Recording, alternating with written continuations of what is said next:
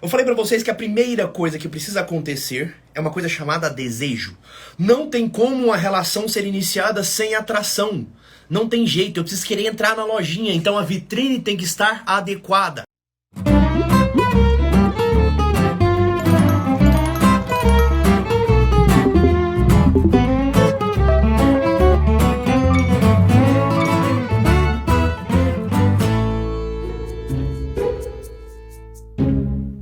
Eu falei pra vocês que a primeira coisa que precisa acontecer é uma coisa chamada desejo. Não tem como uma relação ser iniciada sem atração. Não tem jeito, eu preciso querer entrar na lojinha, então a vitrine tem que estar adequada. Só que presta atenção uma coisa, a vitrine ela não quer dizer que seja só a aparência, tá bom? E é isso aqui que a gente precisa começar corrigindo. Não é só a aparência que importa não, pelo contrário, existem coisas, existem símbolos que estão diante de mim e que eu não os percebo de cara, eu não me atento de cara, mas eles estão ali. E eles serão afixados no meu inconsciente, e aí vai fazer com que eu goste ou não goste daquela pessoa sem que eu perceba. De novo, eu estou falando de uma dimensão inconsciente do ser. Eu estou falando sobre um id, eu estou falando sobre a dimensão do corpo, sobre algo baixo no ser humano. Vocês estão entendendo o que eu estou falando ou não? Então vamos lá, presta atenção. O que que faz um homem se atrair por uma mulher? Ai, Jorge, eu sei. A mulher ser virtuosa. Quando ela é virtuosa, o homem apaixona. Afinal de contas, é uma mulher caridosa, é uma mulher corajosa, certo? É uma mulher com duas pós-graduação, formação superior, ganhando mais de 10k por mês. É isso que você vê na cara dela, né? Você consegue ver tudo isso. Você tá chegando na mulher, você olhou pra cara dela e foi isso que você viu. Você viu que é uma mulher caridosa olhando pra cara dela. Foi isso, você viu? A Camila já deu a deixa. Não, porra. Não foi isso que tu viu. O que tu viu foi a raba dela. O que tu viu foi as coxas dela. O que tu viu foi, né, a comissão de freio. Foi isso que tu viu, pô. Então é óbvio que a beleza é o primeiro elemento necessário para que atraia o olhar daquele homem. Tudo bem ou não? Esse é o primeiro elemento. E esse elemento, ele tem um fator consciente e um fator inconsciente. Deixa eu te perguntar uma coisa, vocês já se perguntaram por que tem homem que gosta de loira e homem que gosta de morena? Por que tem um que gosta da mais alta e tem outros que gosta das baixinhas? Tem uns que gostam daquelas mulheres com uns peitão parecendo um 2 airbag, né, não sei o quê. Tem uns que gostam, não, eu gosto pequenininho, mais ajeitado, não sei o quê. Tem uns que gostam com a mulher com a bunda enorme, tem outros que gostam com a mais não, menor, tá exagerado. Já se perguntaram o porquê disso, não?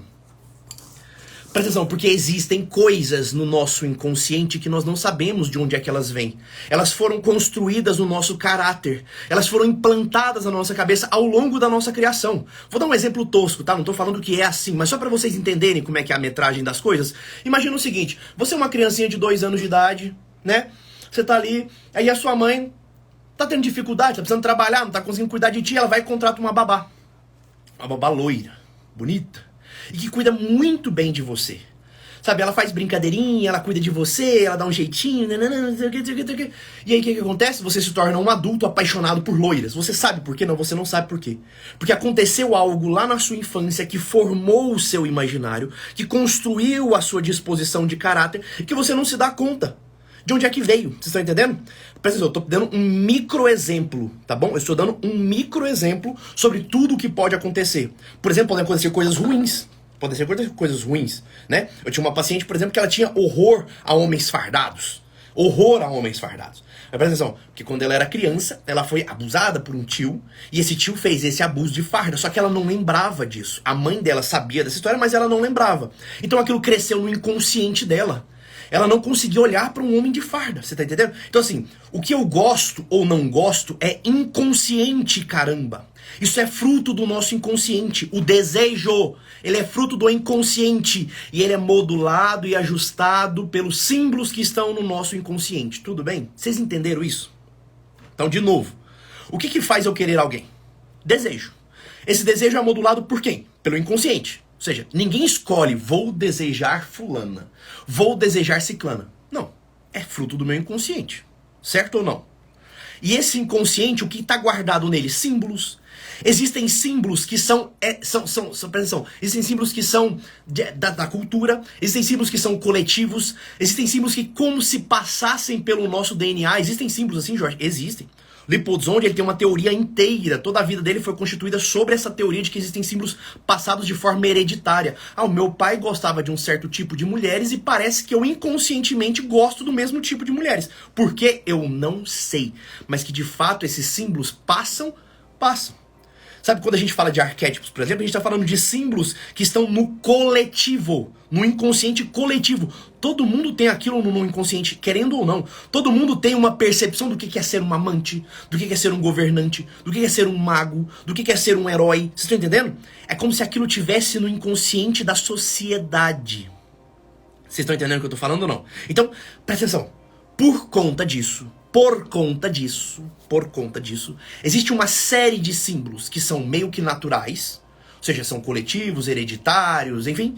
E existem alguns símbolos que são adicionados ao longo da nossa vida. São colocados no nosso inconsciente ao longo da nossa vida, ao longo da formação do nosso caráter, ao longo da formação do nosso inconsciente mais primitivo e mais infantil. E aí a gente chega na fase adulta desejando as coisas, certo? Então, vai ter homem que vai gostar de mulher mais alta, vai ter homem que vai gostar de mulher mais baixa, vai ter mulher que vai gostar de um cara mais forte, tem mulher que fala, cara forte é feio, eu gosto de um cara um pouco menor. Mas existem símbolos, presta atenção que isso aqui é a grande sacada, existem símbolos que são mais ou menos universais. Eu falo mais ou menos porque é óbvio que não é sempre aqui, mas existem símbolos que se repetem com uma frequência maior. São símbolos que estão, de certa forma, como eu coloquei, são mais culturais, são mais coletivos, são mais de uma sociedade, ou de uma percepção talvez até anterior à cultura.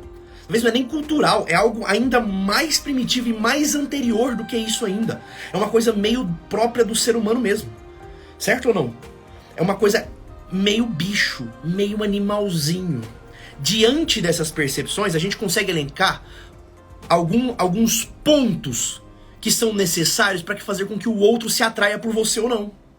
Esses pontos são símbolos de masculinidade e feminilidade, que eu vivo insistindo com vocês. Vocês precisam ser mais masculinos, vocês precisam ser mais femininas, você precisa ser menos masculinos, menos Carlão, menos machão, você precisa ser menos Enzo, menos moleque, menos menino, precisa ser mais homem.